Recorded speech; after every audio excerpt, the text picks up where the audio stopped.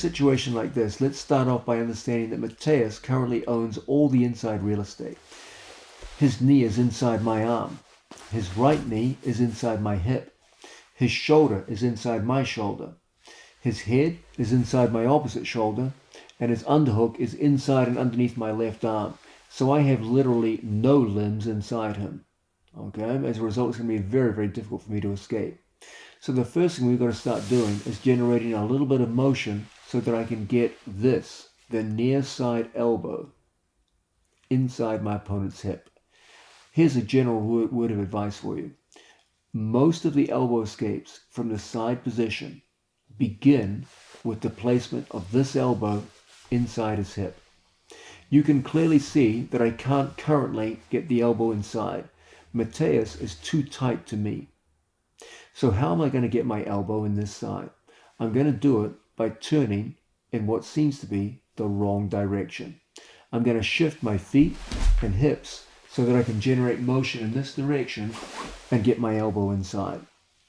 Once again, if Mateus is sufficiently tight in his body positioning, I can't get my right elbow inside and form my first frame. I can't get my first instance of inside limb positioning. So I'm going to start by turning my body away from my opponent. And as a result, my elbow goes in very, very easily. Now, how I place my near side frame is very important.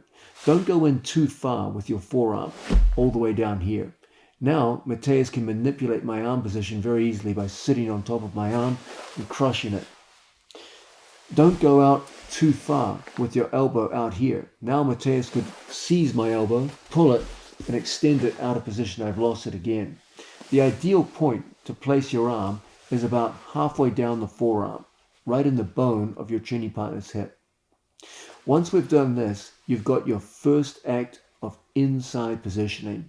It's not much, but it's a good start. My whole goal now is to increase the number of my limbs inside his. Okay?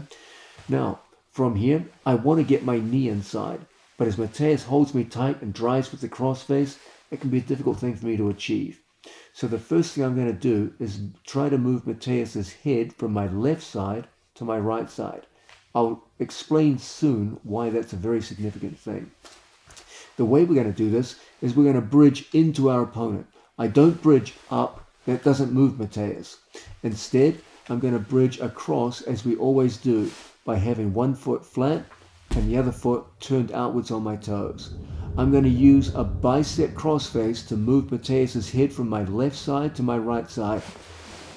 And as a result, it's very easy for me now to shoot my hips out and bring my knee inside.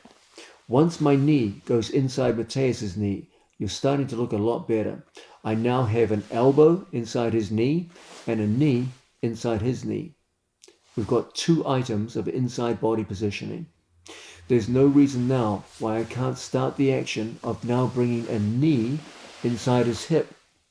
Now I've got three examples of inside body positioning. My elbow is inside his knee, my knee is inside his hip, and from here we're in a position where we can start to go to work. I've got his knee trapped on this side, so we've made a strong start.